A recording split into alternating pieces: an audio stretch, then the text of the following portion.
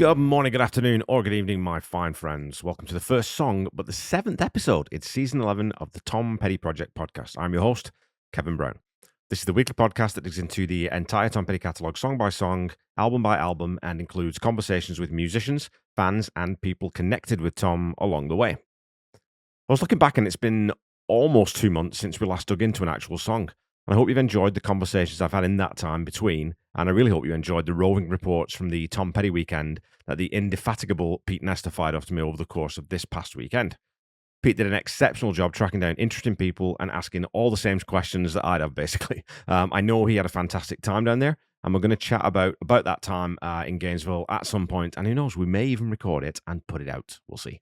I'm already starting to plan for the Tom Petty weekend next year, and come hell or high water or high winds, I do intend to be there. The last thing before we get started, if you were following me on Twitter, by the time this episode comes out, you'll have seen that I closed my account on that platform. I don't tend to stray too far into politics on the podcast because I do truly believe that music is a unifying force, not a dividing one. And as long as we're all civil, then far from being a problem to hear different voices, ideas, and viewpoints, it's actually sort of essential for any sort of progress. However, when someone like Elon Musk starts to deliberately attempt to undermine the democratic process, even in a different country from me, and when he's continually giving a platform to and actively promoting societally harmful ideologies and allowing vile rhetoric and hate speech on his platform, staying there simply becomes untenable. As you've heard me say countless times, this podcast is a passion project for me, so preserving the few hundred followers I had on Twitter to promote the podcast there is no longer worth compromising my principles. My last Twitter account is being shut down tomorrow, and I don't think I'll miss the place. Other than a few really, really cool people who I met over there and who I've ended up connected with on other platforms, so we'll still be able to stay in touch. I do still have accounts on Instagram, Threads, Facebook, and now on Blue Sky Media, and I hope you'll come and find me on any of those if you were following me on Twitter. I'm also working on setting up a Discord server, which will be a really nice way to build a small, hopefully engaged community of petty heads. And the nice thing about that platform is it's completely it's not really social media, so it's completely ad-free, and you aren't bombarded with algorithmically selected content. So look out for that also in the next week or so. Right, well, that's all the admin sorted out. Who's ready for petty? Well, let's jump into this week's song, Walls, brackets, Circus.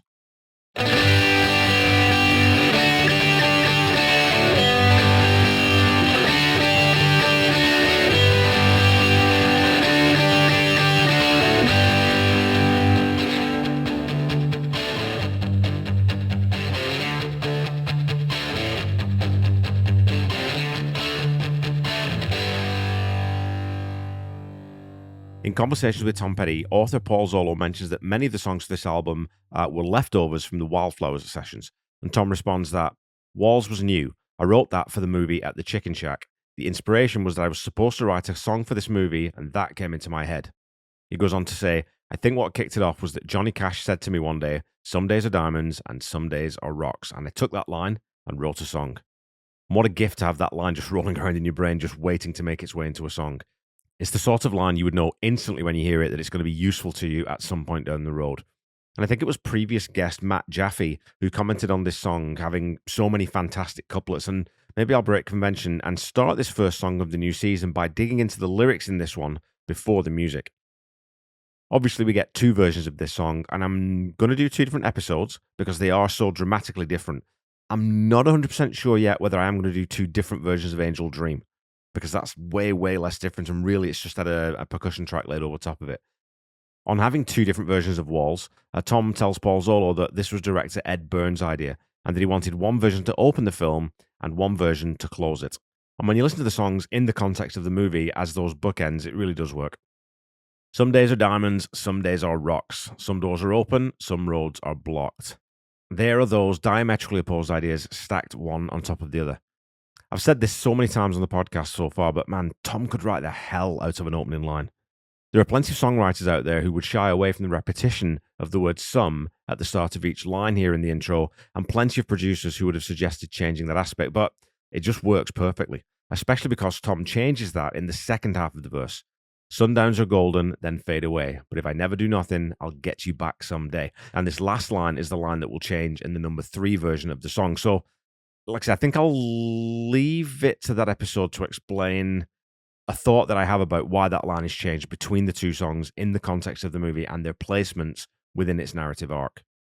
But this second verse sets up that life has its ups and downs, but the protagonist isn't going to give up on someone. We then get the beautiful generosity of spirit combined with a sense of uncertainty in the chorus, because you got a heart so big it could crush this town, and I can't hold out forever, even walls fall down. The first half is a pure recognition of someone's worth, and it's so beautifully expressed that it always lifts my heart whenever I hear it, in either version. You got a heart so big it could crush this town. That's a pretty seismic claim. Then we have the moment's hesitation, I can't hold out forever. And does this mean the narrator doesn't want to fall in love? Or doesn't want to wait for the other person to recognize their worth? And I think, again, as this song was written for the movie, it's more about the former than the latter. It's more about truly and fully committing to another human being, and the walls that come down are those final barriers that we build to protect ourselves. This metaphor is then extended in the next verse, which is a really great way of sequencing these verses. All the verses in this song are great, and any one of them really could have been the opener, but having the walls coming down in the chorus, then being followed by, and all around your island, there's a barricade. It keeps out the danger. It holds in the pain. It's a good way of saying that you can't get through life alone, and you need other people to know you and to see you as you truly are. So that's really consistent between the end of that chorus and then into this verse. And as much as some days are diamonds, some days are rocks is a great line, it's the second half of this second verse that really makes me want to wear a cap just so that I can doff it Tom's way. Sometimes you're happy, sometimes you cry, that duality being brought back into play to set up the wonderful half of me is ocean, half of me is sky. There's something so brilliantly grand and epic about that line. The ocean and the sky are both vast and hint at the complexity of being human. You also have the contrast between something that is heavy and anchored to a point in the ocean and the wide open, limitless possibilities of the sky. And we've all said it before, but this is why Tom is a cut above most writers for me. His ability to express an idea that complex and that rich in such a seemingly simple yet abstract way is just remarkable. Some days are diamonds, some days are rocks. That one's easy. You could say that to a small child and they'd instantly understand what you mean. But half of me is ocean, half of me is sky sounds way more like philosophy, and it isn't nearly as instantly coherent. The other thing that Tom sneaks in between the first and second verse is an inversion of the order. The first verse is two couplets expressing opposing states of being, then four narrative lines.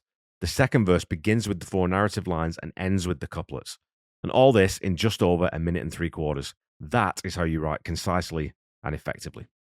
The last verse leaves us on a reflective, slightly melancholic note. And some things are over, some things go on. And part of me you carry, part of me is gone. The way these couplets are set up is also sneakily clever. The first is negative to positive. The second is positive to negative. Well, negative, I guess, in purely grammatical terms. But you can definitely read that last line in a couple of different ways. The route one interpretation is that carrying part of someone is better than part of them being gone.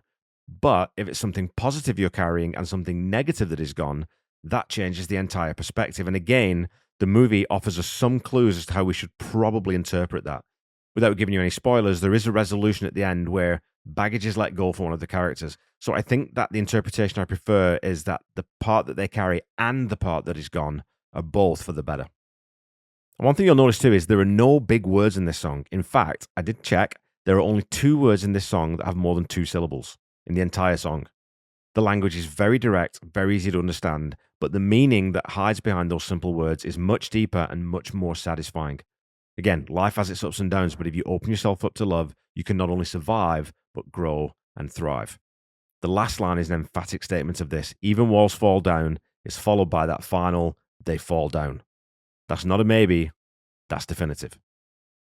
Okay, well, I didn't think I was going to natter on quite so long about the lyrics. There's quite an irony in my taking so long to talk about what I've described as simple language, and don't worry, that's not lost on me. Brevity has never been a roommate of mine, and I regret nothing. Right, let's talk about the music. As I said more than once to guests, my favourite version of this song was number 3 for so long that I didn't really listen to Circus all that much. So I don't know, do I have to hand in my Pettyhead card now? I hope not, because I've been really turned around on that position. And that's not to say that Circus has become my favourite version. I still love both, but it's definitely a lot closer than it was. And the count in and then that low piano into the drums in the intro has so much swagger and so much swing. How could you not love it? As Steve Ferroni wasn't a full-time member of the band yet, session drummer Kurt Bisquera was brought in for the recording sessions for the album, and his toms and kick drum are mixed front and centre to really drive home that low, lazy groove. There's also a tambourine hit on every 4th beat and a shaker or maracas, adding a really full dimension to the percussion section right from the get-go. The instrumental intro lasts only 4 bars before Tom's vocal comes in, and I think this is where the tempo difference between the two versions is the most evident. I've already said that there are only 2 words in this entire song with more than 2 syllables, so Tom really gets to drag those syllables out along the longer beats that this version gives to him. The guitars, when they come in, are playing straight 8th note downstrummed chords with a gritty distortion adding to that greasy swing. And then there's a second guitar part that is only playing the chord changes on the 1. There's also some sort of keyboard on there playing on the 1s as well. And I'm not sure if it's maybe Benmont's Farfisa organ or some sort of unusual keyboard instrument that's only used on this song, because it gives the song a very, very unique flavor that is, and I've said this lots before, unlike anything we've heard from the band to this point. Even though this is a fairly straightforward 5-chord song, the feel, the swing, the groove, the tempo, it's all slightly off kilter from what you'd normally expect, and certainly from the Heartbreakers. In the second half of the verse, those harmonized backing vocals then come in, and man alive, are they great. Of course, this is one of the reasons people love this version of the song so much, and Tom had some exceptional backing vocalists over the years in Stan Lynch, Howie Epstein, and most recently Scott Thurston, but bringing in a Lindsey Buckingham, if you have one laying around, is never going to hurt your record. As the song moves into the chorus, you can really hear that reedy keyboard part taking over the 8th notes and lending more treble into the mix as the vocal parts are blended together to exceptional effect. I'd guess there are probably 4 distinct vocals there, Tom on lead, and then Howie and Lindsey splitting the others between them. Or it could be Buckingham providing all the backing vocals. I'm not 100% clear from the liner notes or from what Tom said. He doesn't actually exclude the potential for Howie to be also providing backing vocals. My sense is that if you have Howie and Lindsey Buckingham, you'd be a damn fool not to have them both in the mix. And my spidey senses tell me that that's probably the case. When the second verse comes in, then we have the cellos keeping straight 4 time in the left channel as the guitar adds in those lead licks between the vocal lines. And as always, during the course of this podcast, I noticed something I've never really caught before. When Tom sings the second half of this verse, Sometimes You're Happy, that melody is being doubled by a violin, which is mixed dead center along with Tom's voice. It's actually a really busy arrangement, yet just like Wildflowers, the engineers and mixers seem to be able to keep everything organized and not treading all over everything else's toes. This next chorus just makes the hairs on my arms stand on end. Those superb syncopated backing response vocals to Tom's lead, in addition to the harmonized parts, really kick the song into a different plane. And it's a really unusual counter melody that Buckingham is singing. And when asked about this by author Paul Zollo, Tom comments, it was all him. He came down and did it all in one session. I kind of just sat back and watched him go, just going, yeah, that's what I would have done. And of course, that's Tom being funny, because I don't think anyone else in the world would have come up with that part other than the guy behind Big Love and World Turning. Tom says, I'm a big fan of Lindsey's, and I called him and was really knocked out that he came down and helped me with that. And I always love hearing huge rock stars express such humility and admiration for other performers who really are at the same level as them. It shows that aside from the business of show, true artists only really care about the music. After this chorus, we get a really nice understated guitar solo from Mike, but not before Tom says something that is captured by the mic. And I can't quite make out what it is. It almost sounds like he's saying, let's take a look. But that doesn't seem to make any sense in the context of recording. So what I've done is I've pulled that out and isolated it here so that you can have a listen, but I still can't really tell what he's saying. So if any of you know or have any ideas, do share them on social media, because I'd love to hear your takes. Yes, they do. Yes, they do. The guitar part in this solo is really just using a melody line that the vocal could have taken. At the end of this solo, though, on the ascending run back up the scale, Mike adds that second note, or Tom accompanies him, but I'd guess it's Mike doubling his own part. So that's a nice little bit of subtle flair at the end. No shredding, just expert taste as always from the man with the big floppy hat and the big smile. The last verse features a high harmony backing vocal mixed quite low and Benmont's organ part, and I do think that's his suitcase Farfisa organ, adding the colour. This verse is only half as long as the first 2 and ends with a nice full stop before heading back into the chorus. And if you listen to the right channel on that stop, that organ part, or I think it actually might even just be a separate synth part, has a big vibrato effect. And I don't know if it's running through a Leslie or just through some sort of weird phase shifting machine, but it just warbles off into that higher treble frequency. God knows how they're doing that. And it's another question for Ben Montench if I ever get to speak to him. What I would say, though, is I suspect that the Circus subtitle comes from that organ tone. It gives the song that almost fairground Calliope vibe that, brings a traveling circus to mind. The next chorus features those glorious backing vocals again, with the addition of another part in the right channel. So there are now 3 vocals singing counter melodies with one another, and very cool to keep all that in check and have it work. But of course, again, that's the genius and brilliance of Lindsey Buckingham and Tom Petty working in tandem. We then have Tom vamping a little in the outro, saying they fall down, as I mentioned, seemingly to end it. But as with all Tom's best work, there's a little bit of extra business to get to. We get that gorgeous, brightly toned, Birds-esque arpeggiated guitar part from Mike as the drums drop out, accompanied by Benmont playing those 8th notes. The bass then joins in, and we have a piano part coming into the mix before the drums push us back out of that false ending, and we have some crowd noise, some sort of chatter, some heavily phased and processed background synth noise to finish. And I commented on the Too Good to Be True episode that I'm not always a fan of a false ending, but this one adds so much to the song that you just can't knock it.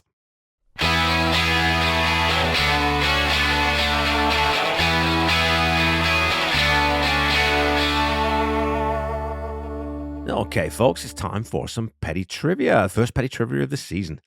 Your last petty trivia question from last season, from the Wake Up Time episode, was this. From the home demo recordings that were included in the Wildflowers and All the Rest release, There's a Break in the Rain features a chorus that was reworked into which song released on a later Heartbreakers album? Is it A, Grew Up Fast from the She's the One soundtrack, B, One More Day, One More Night from Echo, C, Have Love Will Travel from The Last DJ, or D, No Reason to Cry from Mojo? Well, if I told you that the line I'm talking about is, and may my love travel with you everywhere, yeah, may my love travel with you always, I'd probably give it away, wouldn't it? Well, that's right. So Tom repurposed that chorus and wrote the fantastic Have Love Will Travel for 2002's The Last DJ. And sometimes, or lots of artists don't like to lift the curtain too much on their process, and many artists never let demos and offcuts see the light of day. So it's incredibly cool that Tom conceived of the idea of putting together Wildflowers and All the Rest before he passed away, and that the estate then followed through on that and gave us one of the greatest releases of all time. It really gives us that invaluable look into the evolution of some of these songs. And I think it's safe to say There's a Break in the Rain isn't nearly as strong a song as Have Love Will Travel. So cannibalizing that track and using the strongest elements of it in other songs was definitely the right idea. You can almost hear the verse section of Room at the Top in the verses in this track too. So your question for this week is this. As well as Have Love Will Travel, which other song features a lyric that was repurposed in a slightly modified fashion from A Break in the Rain? Is it A, Mary Jane's Last Dance, B, Swingin', C, You Don't Know How It Feels, or D, Accused of Love?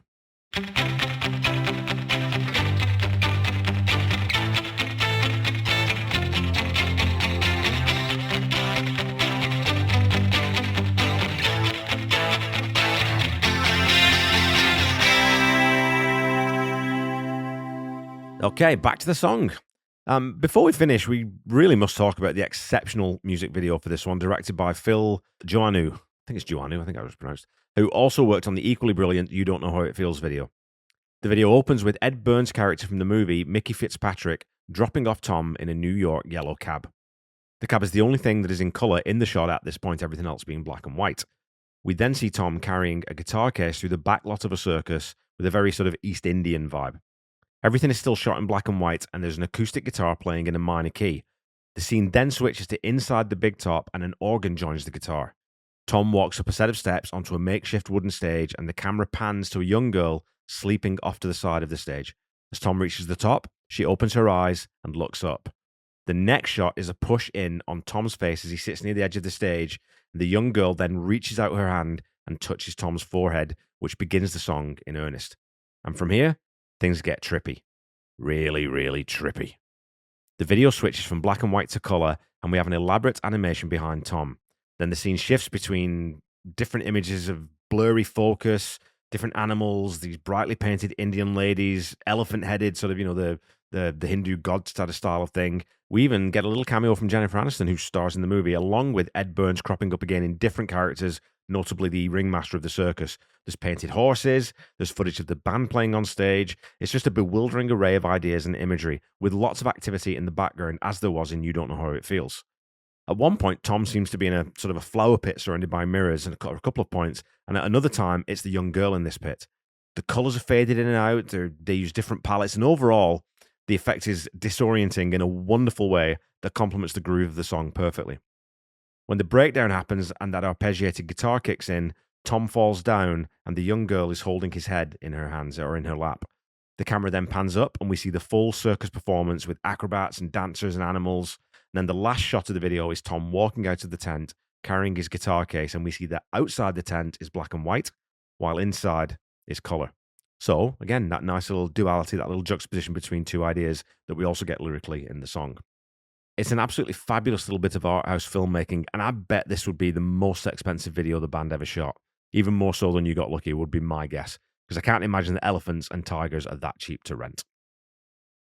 Wall's Circus was the lead single from the album, but only peaked at 69 on the Billboard Hot 100.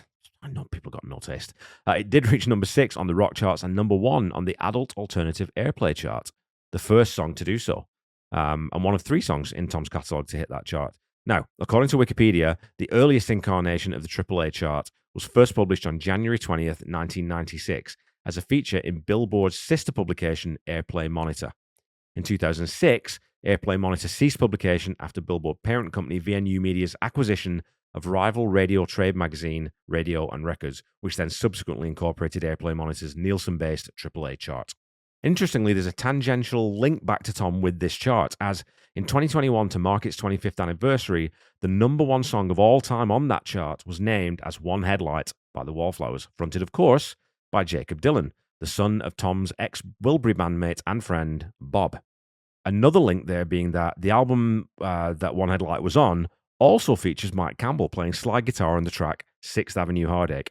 And this past week, Sue Nelson posted a video of the brilliant Jeff Slate opening for the Wallflowers, I think up in New York, which is why he couldn't make the rescheduled date down in Gainesville for the Tom Petty weekend. And I gotta say, Jeff sounded fantastic.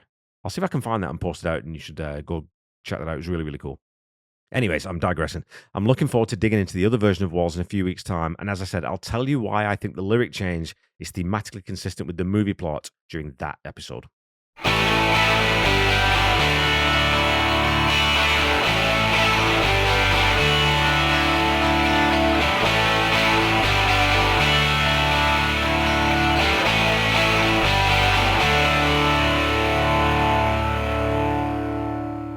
Okay, Pettyheads, that's it for this week. Look, you know what my rating for this is going to be, right? I mean, it's not a difficult one in my opinion. Walls, both versions, just a fantastic song. It's lyrically profound and profoundly simple. And the Circus version was really, really grown on me in the last 3 years. And I have to say that I love it equally as much as the number 3 version now. There are so many interesting musical elements to listen to, and I'm sure I missed a bunch of them in this episode. But for me, Walls Circus is a 10 out of 10 every single day of the week and 5 times on Wednesdays.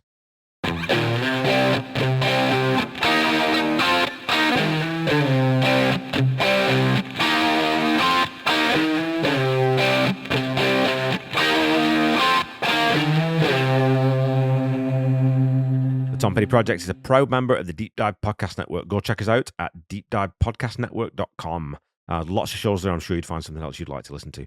You can also check out my other podcast, Seaside Pod Review, a Queen podcast that I do with my best friend Randy Woods. We're currently in the middle of a little sort of downtime when we're calling it Covember. So we have a coffee club, which is kind of like Patreon, where we take suggestions from people about songs to cover, as well as Queen songs. You pay like $5, $10, whatever, and then we'll cover one of those songs. All the money for that this month, any donations we get to our coffee account are going to be donated to the Mercury Phoenix Trust in memory of Freddie Mercury. You could also check out the Ultimate Catalog Clash that I co-host with another great pal of mine and the gold standard for podcast hosts, Corey Morissette. Currently, we are digging into Dire Straits, and we've only got one album left. We just released the Brothers in Arms Side B episode this week, and next we get into On Every Street, and then we're almost done. Don't forget to follow me on Facebook, Instagram, Threads, and YouTube at The Tom Petty Project, and on Blue Sky at Tom Petty Project. Go follow, like, subscribe, and do all those things. Keep talking to me on social media, and I will keep reading out your comments on the show. And as a weekly reminder, the Tom Petty Project is not affiliated with the Tom Petty Estate in any way. So when you're looking for Tom's music, please visit all the official streaming platforms, or again, go to your local independent record seller and grab some physical media. It was so cool that the Estate released the new Long After Dark album on a light, or it's like a, what would it be, like a baby blue vinyl, which ended up, and that was only to indie record stores too, by the way. And so I picked that up. I think that came in last week for me.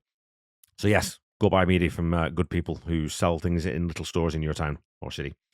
Don't forget to check out the Tom Petty Nation and Tom Petty Fans Forever groups on Facebook, and Channel 39 on SiriusXM is Tom Petty Radio, so go check that out too. Until we meet again next week, keep listening to and sharing Tom's music. Try to be kind. Try to say I love you to someone at least once a day. Stay safe and healthy, and I'll be back with you next week to talk about the melancholic I think that's the second time I've used that word this episode. The melancholic second track from She's the One, Grew Up Fast. Bye-bye.